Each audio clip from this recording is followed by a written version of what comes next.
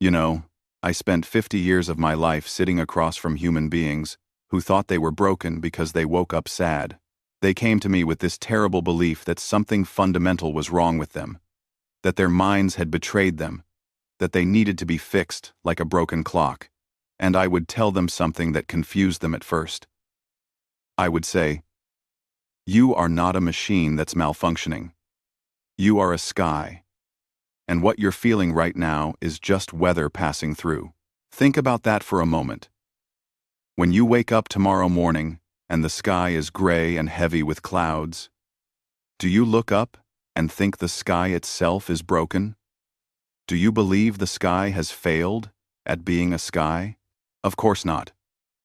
You understand instinctively that weather is temporary, that it moves, that by afternoon or next week, everything could be brilliant and blue. Yet when gray clouds move through your inner world, when sadness settles over your chest, when anxiety rolls in like fog, you immediately assume something is desperately wrong with who you are. You think the gray is you, but it isn't. It's just weather. I need you to understand something profound right now. Your moods, your emotions, your psychological states, they are not you. They move through you. There is something in you that watches the weather, that remains present whether it's storming or calm, and that something is more essentially you than any feeling that passes through. This changes everything, because if you're the sky, you cannot be destroyed by clouds. Clouds pass. Storms pass. Even hurricanes, as devastating as they feel in the moment, they pass. Now, I'm going to share with you a way of being with yourself that most people never discover. It's simple, but it's revolutionary, and it has helped countless people I worked with move from suffering to freedom, not by changing what they feel, but by changing their relationship to what they feel. Let me tell you why this matters so much. Right now, in this moment, millions of people are at war with themselves. They wake up anxious and immediately start fighting the anxiety. They feel sad and begin this desperate campaign to force themselves to feel happy. They notice anger rising and shame themselves for being angry. This creates a second layer of suffering that's often worse than the original feeling. You're not just anxious now. You're anxious about being anxious. You're not just sad. You're ashamed of your sadness, and terrified it means something terrible about who you are. You've turned a passing rainstorm into a referendum on your worth as a human being. And I'm here to tell you there's another way. A way that doesn't require you to feel good all the time. Doesn't demand that you perform happiness. Doesn't insist that you fix or optimize or transcend your humanity. It's a way of being that actually works with the nature of the psyche rather than against it. Because here's what I learned through decades of careful attention to the inner world. The psyche is not designed to be permanently sunny. It's designed to move, to shift, to cycle through seasons and weather patterns that each serve a purpose in the ecosystem of your soul. When you treat your mood like a weather report, something miraculous happens. You create space between your awareness and your experience. You step back from being the storm and become the one who observes the storm. And in that space, that gap between you and the weather, freedom lives. Not the freedom from difficult feelings, but the freedom to feel them without being destroyed by them, without making them mean something catastrophic about your future or your worth. I want to take you on a journey today. We're going to explore why you feel what you feel, what the weather of your inner world is actually trying to tell you, and how to work with it instead of against it. We're going to look at real stories, real people who transformed their relationship with their own minds. And I'm going to give you practical ways to stand in the middle of your own storm and know, deeply know, that you are not broken. You're just alive. And being alive means weather. Let me start by telling you about a woman who came to see me many years ago. I'll call her Anna. She arrived at my door on a Tuesday morning, and before she even sat down, she said, "Dr. Jung, I cannot do this anymore. I am exhausted from trying to be happy. I have read all the books, done all the positive thinking, forced myself to smile and be grateful, and I am more miserable than when I started. I think there is something deeply, fundamentally wrong with me." I asked her to describe what she was feeling. She said she woke up most mornings with this heaviness in her chest, this gray fog that made everything feel distant and meaningless. "And what do you do when you feel that?" I asked. She looked at me like it was obvious. "I fight it," she said. "I tell myself I shouldn't feel this way. I make lists of things I'm grateful for. I force myself to exercise. I smile at people, even though I feel dead inside. I do everything I can to make it go away." "And does it go away?" I asked. She was quiet for a long moment. "No," she whispered. "It gets worse. The more I fight it, the heavier it gets. Sometimes I think I'm going to disappear under the weight of it." This is the tragedy I witnessed over and over. People suffering not from their emotions, but from their war against their emotions. Anna wasn't depressed because she felt heavy and gray. She was depressed because she believed that feeling heavy and gray meant she was failing at life. The gray weather wasn't the problem. Her belief that gray weather shouldn't exist, that it meant something terrible about her, that was the problem.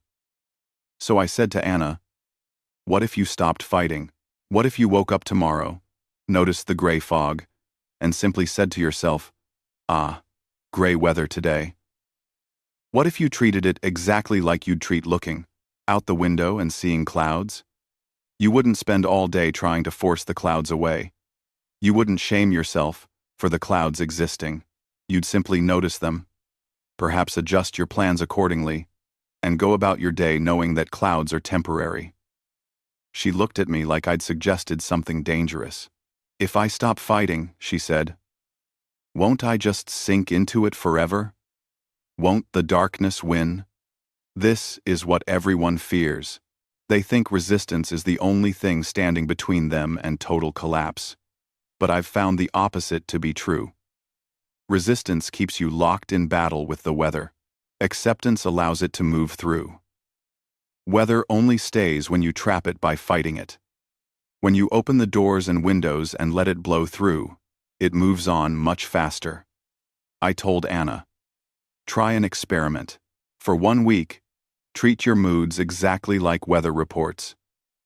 Each morning, check in with yourself and simply name what you observe. Foggy, stormy, partly cloudy, bright and clear. Don't judge it. Don't try to change it. Just notice it, name it, and let it be there while you go about your day. You are the sky. The weather moves through you. You don't have to do anything about it." She was skeptical, but she was also desperate. And desperation sometimes opens us to wisdom we'd otherwise reject. She agreed to try. The following week, she returned to my office, and there was something different in her face. She still looked tired, but the frantic quality was gone. She said, "Dr. Jung, the strangest thing happened. I woke up with the gray fog 3 mornings this week, but when I just noticed it and named it, gray and foggy today, and then made my breakfast anyway, it didn't consume me the way it usually does. It was there, but I was also there, separate from it.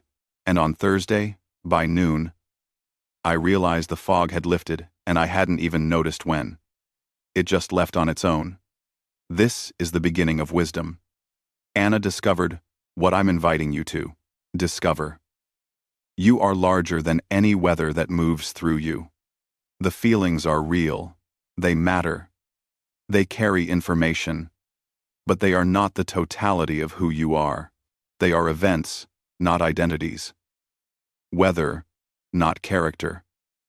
Now, I want to go deeper with you, because it's one thing to understand this intellectually, and quite another to live it when you're in the middle of a hurricane. So let me tell you what I learned about the nature of moods, where they come from, and why they arise when they do. This understanding will help you work with your weather instead of against it. First, you must understand that your psyche is not a simple thing. You are not one unified self with one unified mood. You are a community of selves, a multiplicity of forces and energies and voices, all living together in the ecosystem of your inner world. I called these different aspects of you complexes, autonomous pieces of psyche that have their own feelings, their own agendas, their own ways of seeing the world. When a mood sweeps over you, seemingly out of nowhere, it's often because one of these inner figures has been activated, has risen up from the unconscious to say something you need to hear. Think about it this way. You wake up inexplicably sad, and you have no idea why. Nothing bad happened yesterday. Your life circumstances are actually pretty good, but the sadness is real and heavy. Your first instinct is to dismiss it, to think you're being irrational or dramatic. But what if that sadness is actually an inner part of you? Maybe the part that holds your grief, your losses, your unmet longings, trying to get your attention. What if it rose up because something in your current life echoes an old wound? And this sad part of you needs you to pause and acknowledge what was never acknowledged before. The weather of your moods is not random. It's intelligent. Every feeling that arises is arising for a reason, carrying information from the depths of your being. When you treat a mood like weather, you're not dismissing it or pretending it doesn't matter. You're actually giving it space to be there without letting it define your whole reality. You're saying, I see you, I feel you, and I'm curious about what you're here to tell me. But I also know you're not permanent, and you're not the whole truth of who I am. Let me give you another example. A man I worked with, I'll call him Thomas, came to me because he kept having these episodes of rage that seemed to come out of nowhere. He'd be driving to work, someone would cut him off in traffic, and suddenly he'd be gripping the steering wheel, screaming, shaking with fury that felt entirely out of proportion to the situation. He was terrified of this rage. He thought it meant he was a bad person, maybe even dangerous. So he worked incredibly hard to suppress it, to never let it show, to be calm and reasonable at all times. But of course, suppressing rage doesn't make it go away. Other ways, in tension headaches, in passive-aggressive comments, in a general irritability that poisoned his relationships. When Thomas learned to treat his rage like weather, to notice it rising and say, "Ah, stormy weather," without immediately trying to stuff it back down, something shifted. He could feel the rage without becoming the rage. He could watch it blow through, without acting on it destructively. And then, with space to actually observe this rage without terror, he began to see what it was really about. The rage wasn't about traffic. It was about years of swallowing his voice, of making himself small, of letting people disrespect his boundaries because he was so afraid of conflict. The rage was his psyche's way of saying, enough. You need to stand up for yourself. You need to reclaim your power. Once Thomas understood this, once he started honoring what the rage was trying to protect, it stopped controlling him. It became useful information instead of a shameful secret. This is what I mean by treating mood like weather. You create enough distance to observe what's happening without being swept away by it. And from that place of observation, you can actually hear what the weather is trying to tell you. Because, here's the truth. Every mood has a message. Every feeling is a messenger from the unconscious, bringing you information about what needs attention in your life. Anxiety, for instance. So many people treat anxiety as pure enemy, something to be eliminated at all costs. But anxiety is often your psyche's way of saying, Something important is approaching. You need to prepare. You need to pay attention. It's like the way animals get restless before an earthquake. Your unconscious knows something your conscious mind hasn't recognized yet. If you can observe the anxiety like weather, restless winds today, you can ask it, what are you trying to protect me from? What do I need to see? And often, the anxiety will reveal legitimate concerns that need addressing, or old traumas that need healing, or changes that need to be made. Sadness, too.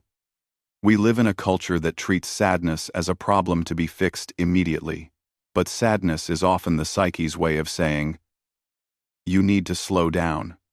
You need to grieve. You need to let go of something.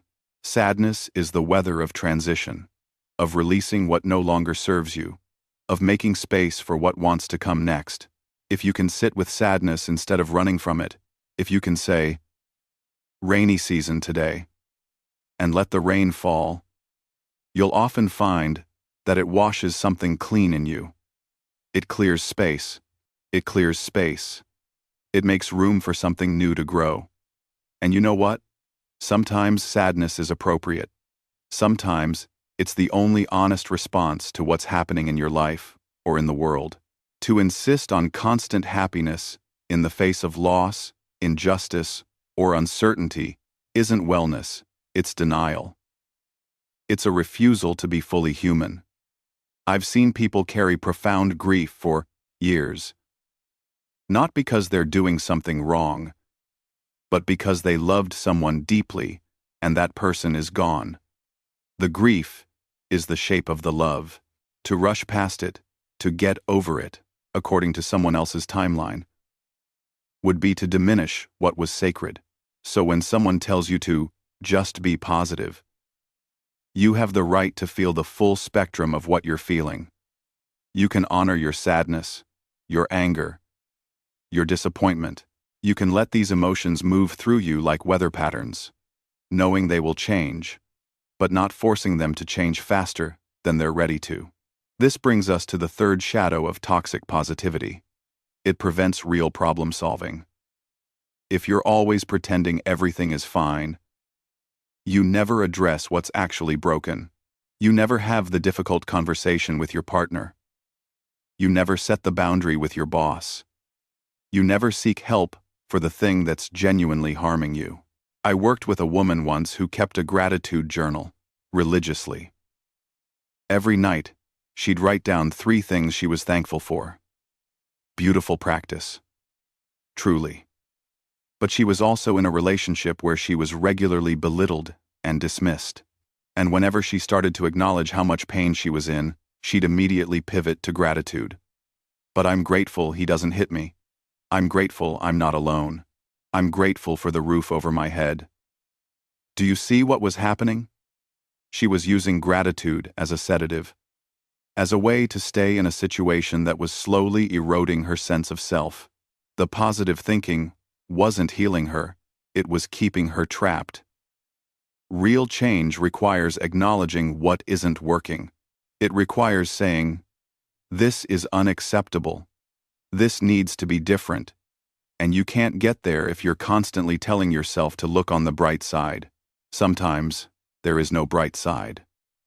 Sometimes, the situation is just difficult, and the only way forward is through honest confrontation with reality. You see this pattern everywhere once you start looking for it. The person who insists they're fine with being alone, but fills every silence with noise.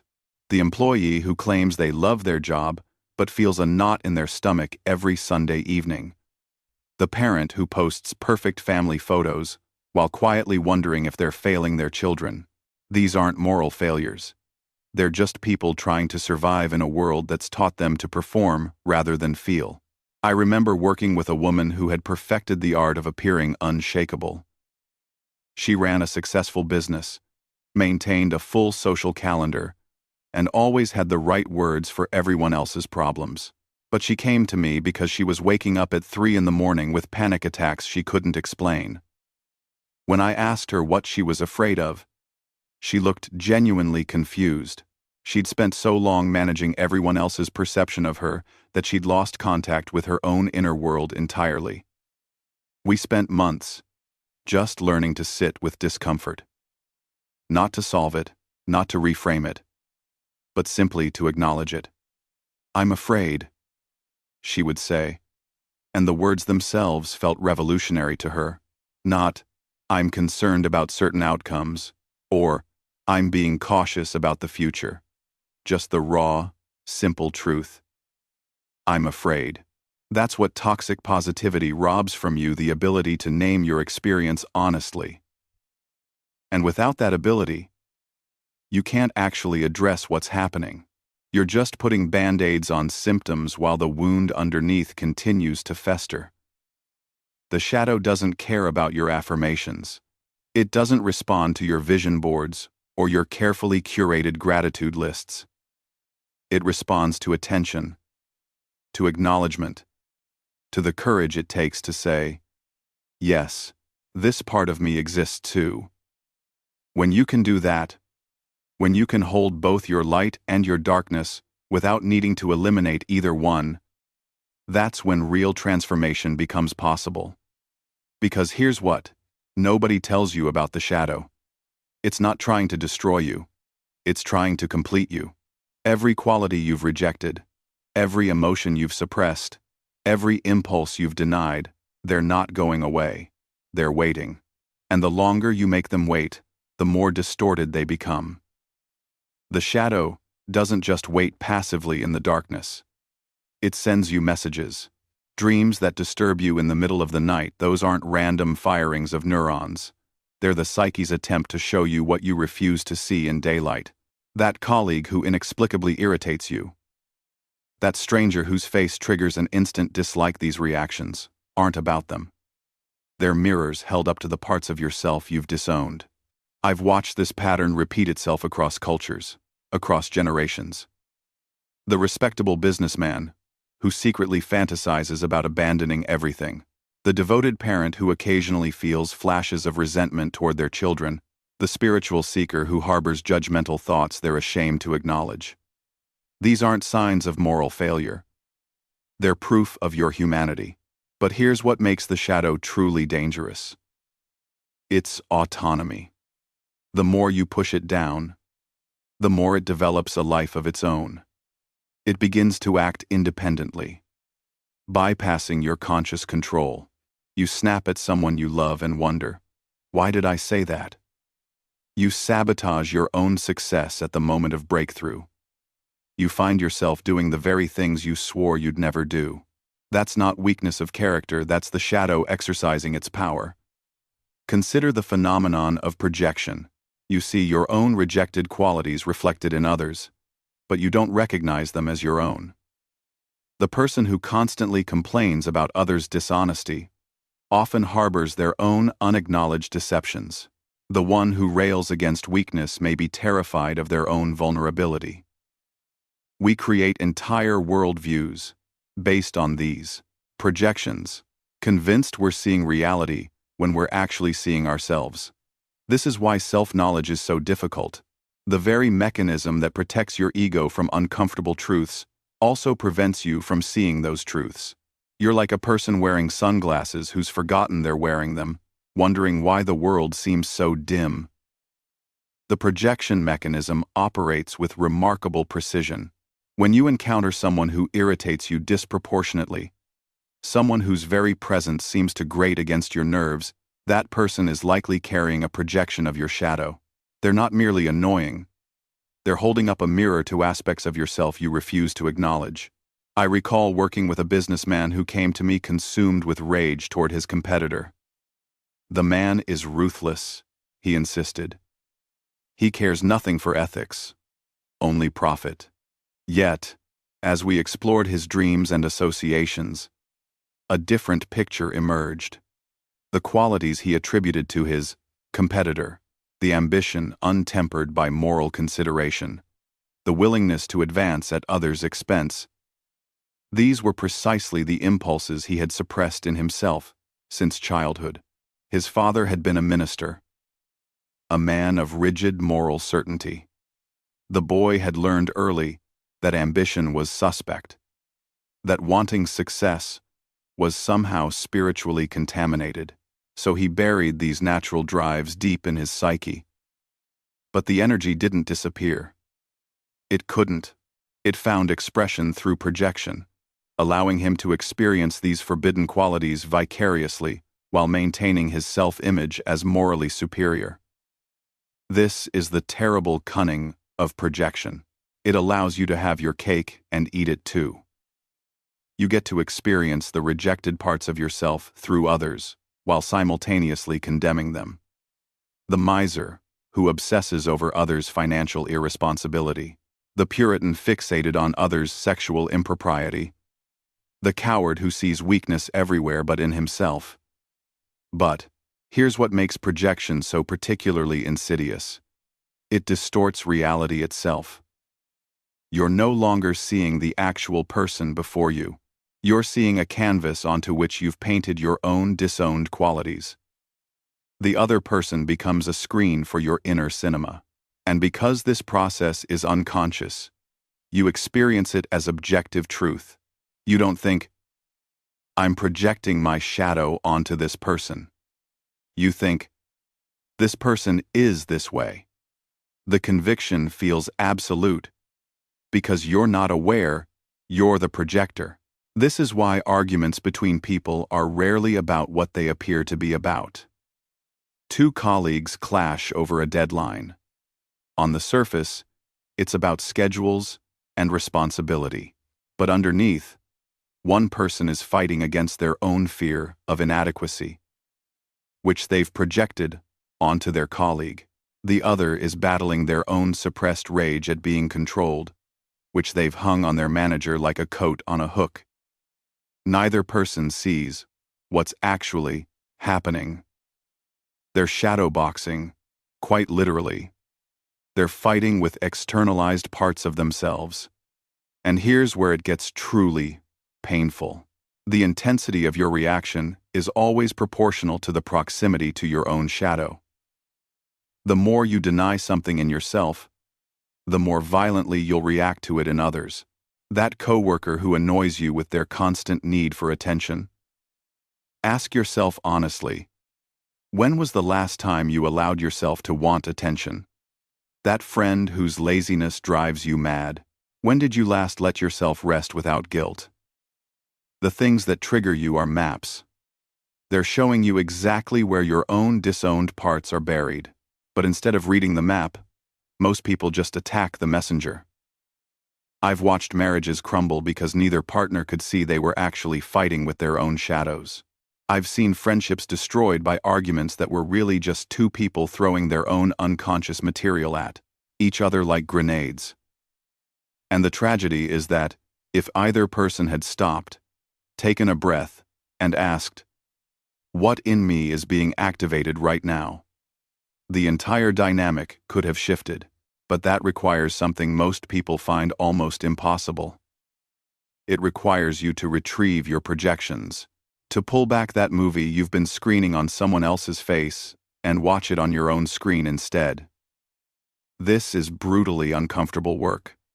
Most people spend their entire lives running from this discomfort. They prefer the fantasy. They'll switch partners, switch friends, switch jobs, anything, to avoid looking at the reflection in the mirror.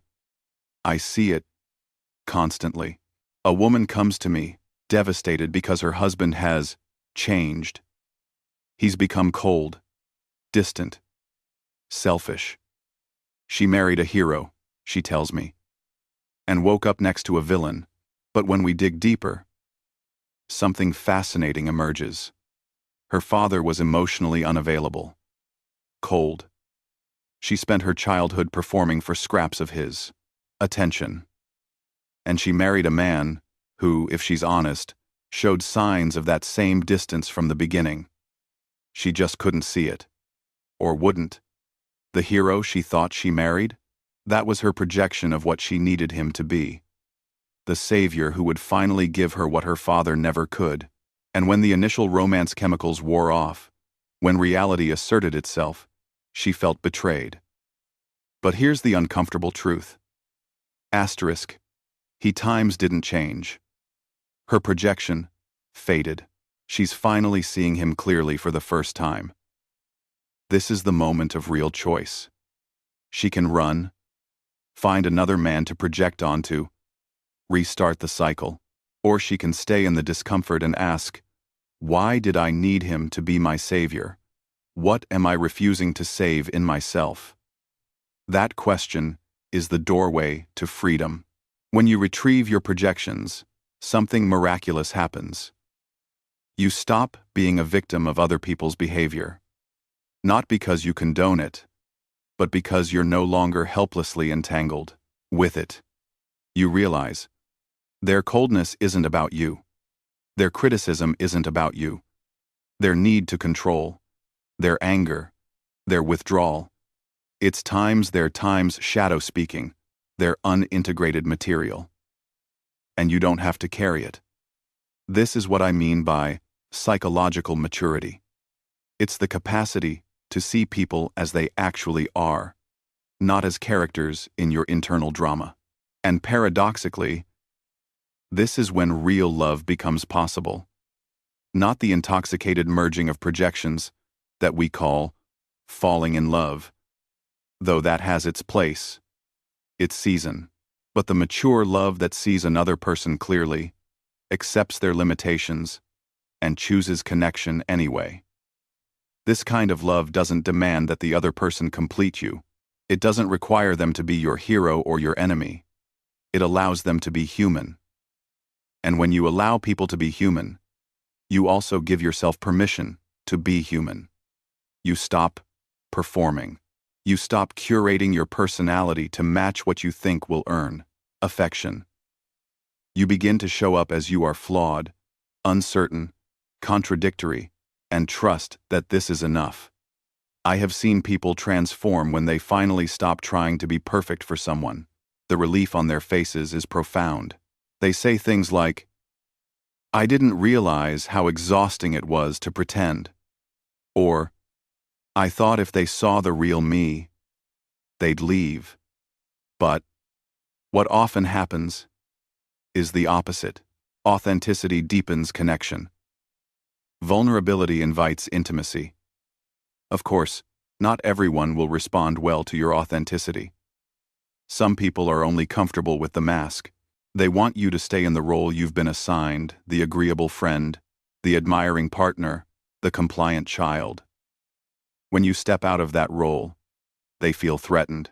They may accuse you of changing, of being selfish, of betraying them. But this is their projection, not your truth. They are uncomfortable because your growth reminds them of their stagnation. Your willingness to be real threatens their investment in pretense. And while it is painful to lose people when you become more authentic, it is necessary. You cannot live your life to maintain someone else's illusions. True love, genuine connection, can only exist between people who are willing to be real, not perfect, not polished, real. And that means bringing your whole self to the relationship, the light and the shadow, the strength and the wound, the certainty and the doubt. This is where individuation and love converge. The more you integrate your inner opposites, the more you can accept the opposites in others. The more you forgive yourself for being imperfect. The more you can extend that forgiveness outward. The more you learn to hold space for your own complexity, the more space you can hold for the complexity of those you love. And paradoxically, this makes love easier, not harder. When you stop demanding that love complete you, you stop making it responsible for your happiness. You stop clinging. You stop controlling. You stop trying to force life into a romantic ideal. You let go. And in that letting go, something extraordinary occurs. You discover that the very thing you were grasping for was always present. It was your desperate grip that made it invisible. The child who clutches the butterfly so tightly that it dies in their palm never understands that the butterfly would have rested on their open hand for hours. Your suffering, your loneliness, your sense of cosmic abandonment. These were not facts of your existence. They were symptoms of your resistance to what is. When you finally stop fighting the current of life, you realize the current was never your enemy. It was carrying you somewhere all along. The river knew its destination even when you did not. I have watched this transformation countless times. The patient who arrives, hollow-eyed, convinced they are fundamentally broken, gradually recognizing that their brokenness was a story, not a truth. The person who believed they needed to become someone else before they deserved love, discovering they were already whole. This is not optimistic thinking. This is not positive psychology or affirmations whispered to your mirror. This is the stark, unflinching recognition that you have been at war with reality itself, and that peace is simply the cessation of that war. You do not need to win. You need to stop fighting. When you do, you notice things, small things, the way morning light changes the color of your wall, the particular comfort of warm water, the fact that your breath continues, in and out, without your permission or control sustaining you, even when you wanted to disappear. These details seem trivial until you realize they are everything. They are the actual substance of life, the texture of existence. You were so busy constructing grand narratives of meaning and searching for cosmic purpose that you missed the symphony playing in every ordinary moment. And here, right here is where the real transformation begins. Not in achievement, not in finally becoming worthy, not in finding the perfect person or career or spiritual enlightenment that will complete you, but in the simple, radical act of being present to what already is. The loneliness doesn't vanish, but it changes character. It becomes less like a prison and more like whether something that passes through you rather than something you are trapped inside. And here, I must share something that may surprise you. The recognition that loneliness is not the opposite of connection. It is often the precursor to it. The people I've encountered who form the deepest relationships are rarely those who've never known isolation. They are the ones who've sat with themselves long enough to know what they actually value in another person. They've learned what they need, what they can offer, and what they will no longer tolerate. There's a young woman I think of who spent 2 years in profound loneliness after a devastating breakup. She described it as being exiled to an island of her own making. But when she finally emerged, and she did emerge, the friendships she formed afterward had a different quality entirely. She no longer grabbed at connection out of desperation. She no longer shaped herself into whatever form might be pleasing to others. She had found her own shape in the solitude, and now she could meet others with that authentic form intact. This is the paradox we must hold. You cannot truly meet another person until you've learned to meet yourself, and you cannot meet yourself in a crowd. The encounter requires solitude, silence, the uncomfortable confrontation with who you actually are when no one is watching. I am not romanticizing the pain. Please, understand that. The loneliness you feel is real, and it deserves acknowledgement. But I am suggesting that within that pain lies a particular kind of invitation not to martyrdom, but to wholeness. You see, the self, that center of the personality that contains both conscious and unconscious, both light and shadow, cannot be accessed through external validation alone. It requires an inward turning, a descent into your own depths. And that descent is, by necessity, a solitary journey.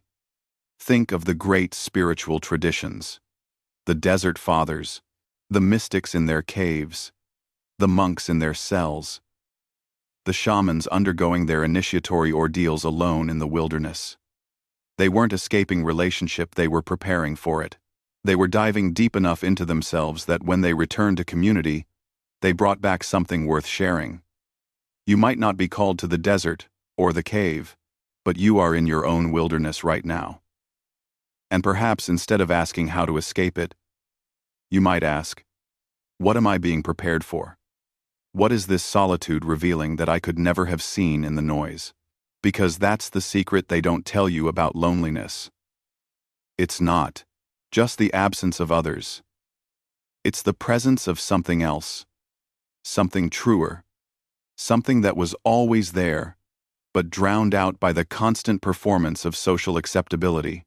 When you're alone long enough, the masks begin to slip.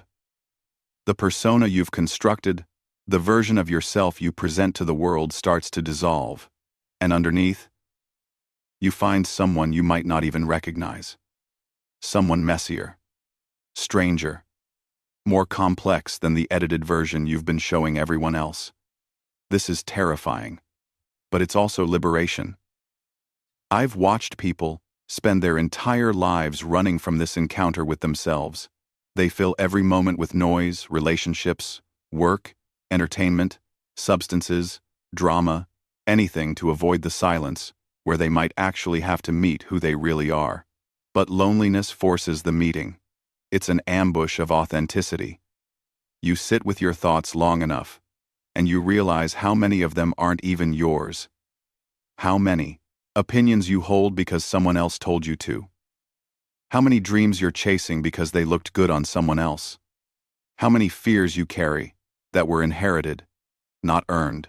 In solitude, you begin the slow work of sorting. This is mine. This was given to me. This is who I am. This is who I was told to be. And gradually, painfully, beautifully you start to reclaim yourself. I think this is why people who've survived deep loneliness often seem different afterward. There's a groundedness to them, a quiet self-possession. They're not performing anymore. They're not seeking approval with every word and gesture. They've met themselves in the depths, and they've survived the introduction. They know something, the constantly connected, never learn. That you can be completely alone and completely whole at the same time. This doesn't mean loneliness stops hurting. It doesn't mean you stop wanting connection. But it means you stop needing connection to confirm your existence. You stop outsourcing your sense of worth to other people's reactions. You become your own ground. And here's what happens then. Here's the beautiful paradox. Once you stop desperately needing people, you become capable of actually meeting them. Not as mirrors to validate you, not as audiences to perform for, but as fellow travelers, equally complex, equally wounded, equally worthy. When you stop needing others to complete your story, you paradoxically become capable of genuine intimacy. Because you're no longer reaching for them from a place of deficiency. You're reaching from wholeness. This doesn't mean you no longer need connection. The self is not an island. But there's a difference between the need that comes from emptiness and the need that comes from fullness. One is desperate, grasping. The other is open, generous. I've watched people transform their relationships entirely by this shift alone. The partner, who was never enough, suddenly becomes fascinating. The friend, who was draining, becomes bearable, even enjoyable. Not because they changed, but because the lens through which you view them has clarified. You stop projecting your unlived life onto them. You stop demanding they carry shadows you refuse to acknowledge. You meet them as they are, not as you need them to be. And here's what nobody tells you about that meeting. It's terrifying at first, because when you stop using others as supporting characters in your psychological drama, you have to face the fact that they have their own dramas, their own complexities, their own depths that have nothing to do with you. Your mother isn't just the woman who failed you. She's a person who carries her own wounds, her own unlived dreams, her own confrontation with the self she may never have had the tools to navigate. Your father isn't merely the absence that shaped you. He's a man who likely struggled with his own encounter with masculinity, his own shadow, his own terror of inadequacy. Seeing people as whole, truly whole, requires you to relinquish the comfortable narrative where you're the protagonist, wronged by a cast of villains and fools. It requires you to enter a story where everyone is the protagonist of their own journey, doing their stumbling best with the consciousness they possess. This is forgiveness. But not the cheap kind. Not the, let's pretend it didn't happen variety. This is forgiveness that comes from understanding. From recognizing that hurt people, that unconscious people cannot help but spread unconsciousness. You can hold someone accountable for their actions and still see them compassionately. These aren't contradictory positions. They're the mark of someone who has integrated enough shadow to know, I too am capable of harm. I too have acted from unconsciousness.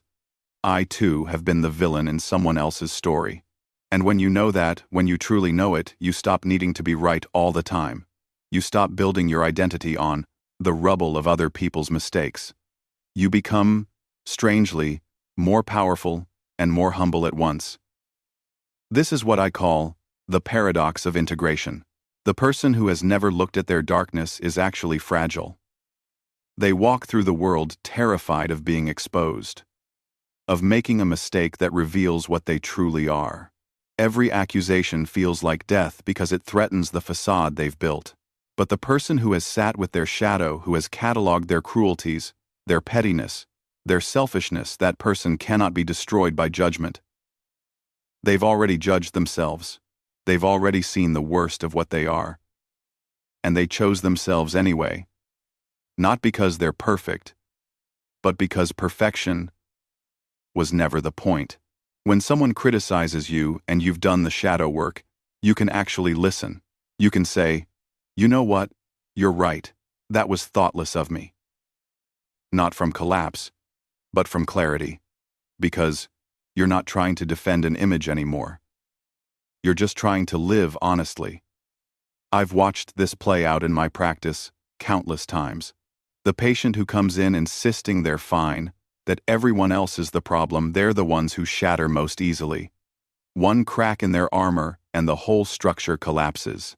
But the patient who comes in and says, I think I might be the problem, at least partially, they're already halfway healed.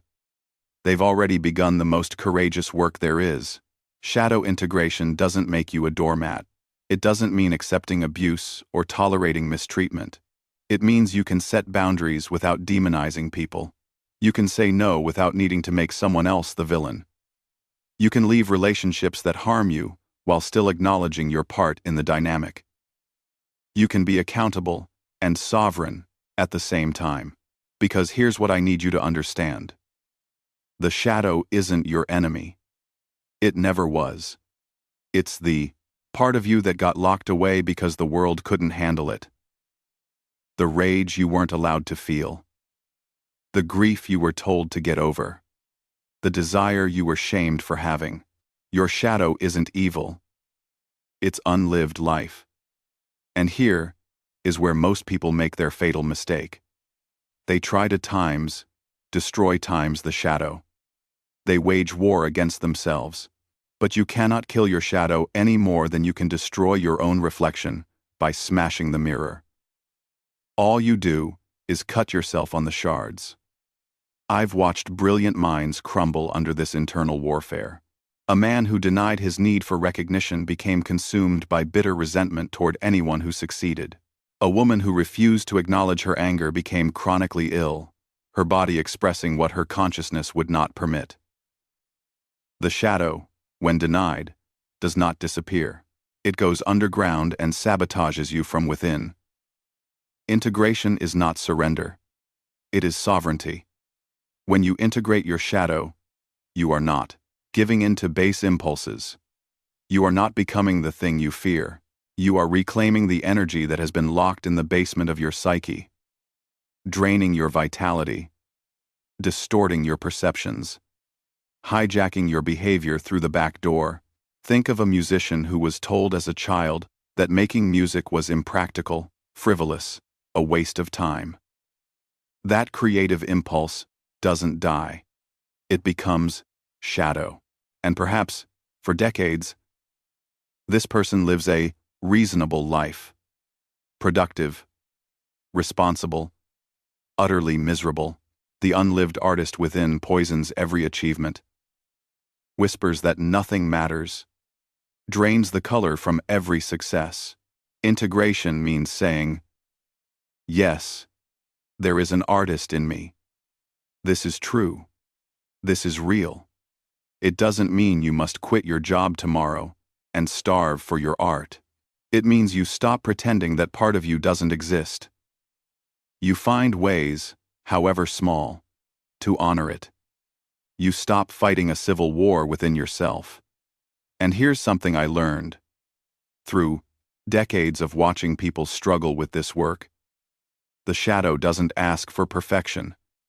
It doesn't demand that you become someone unrecognizable. It simply asks for acknowledgement, for honesty, for the courage to say, yes, this is also me. I think of a patient I worked with, a successful businessman who'd built his entire identity around being rational, controlled, efficient. He came to me because he kept having these volcanic eruptions of rage that seemed to come from nowhere. Road rage, explosions at his children, episodes that left him shaken and ashamed. We discovered his shadow wasn't some monster. It was passion. It was the artist he'd killed off at 20 when his father told him art was for people who couldn't make real money. It was the spontaneous, playful, emotional self he'd systematically suppressed because the business world demanded something else. The transformation didn't happen by adding rage management classes. It happened when he started painting again, when he allowed himself to feel things deeply, when he stopped treating emotion as weakness and control as the highest virtue. His rage disappeared almost entirely, not because he suppressed it better, but because it was never really rage. It was life force, creativity, passion, all that unlived energy trying to break through the only way it could. This is what integration looks like in practice. You don't have to quit your job and become a full-time artist. You don't have to blow up your life. You just have to find space for what's been banished. You have to stop the brutal either-or thinking that says you can be one thing or another, but never both. You can be disciplined and spontaneous, rational and emotional, strong and vulnerable, successful and creative. The wholeness we're seeking isn't about choosing one side. It's about learning to hold both. And when you do this, something remarkable happens. The energy you were spending on that internal civil war becomes available for living. The constant vigilance, the exhausting self-monitoring, the fear of what might slip out, all of it relaxes. You become more yourself, not less. This integration doesn't mean you become perfect.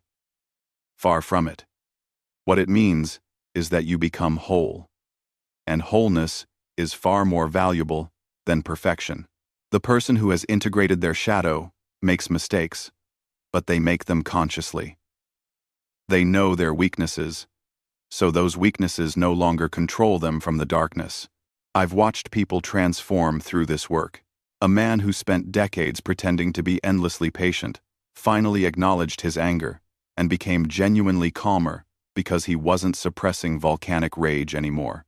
A woman who presented herself as selfless finally admitted her ambitions and became more authentically generous because her giving was no longer contaminated by resentment. The paradox is beautiful. By accepting that you're not entirely good, you become capable of genuine goodness. By admitting you're not always strong, you discover real strength. By confessing you're not perpetually happy, you find authentic joy.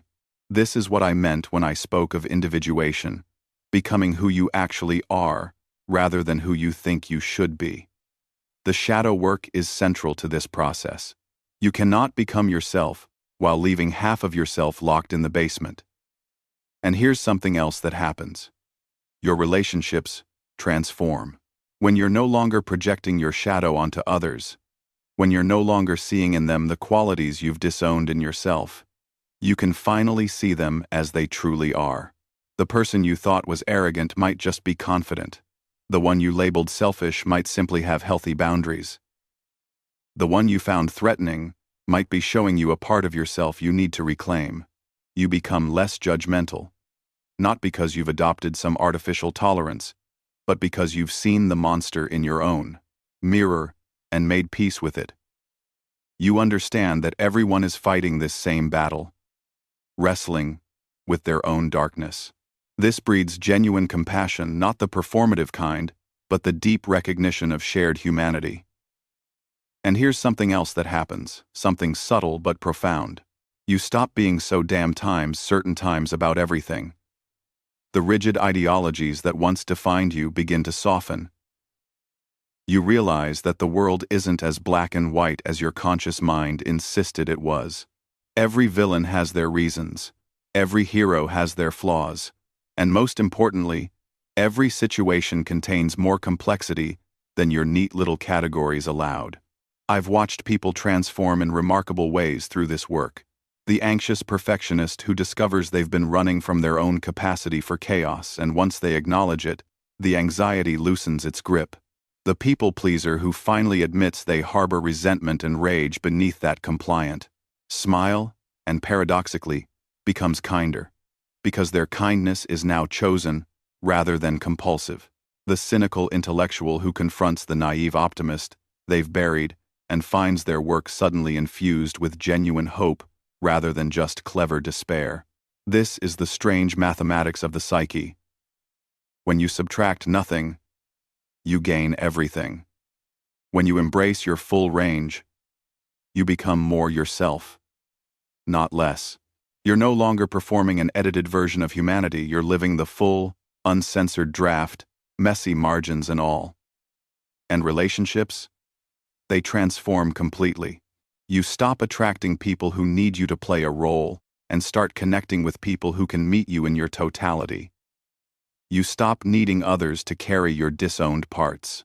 The woman who always dated stable, boring men might discover her own wildness and suddenly find herself attracted to a different kind of partner entirely, or better yet, bringing aliveness into her existing relationship.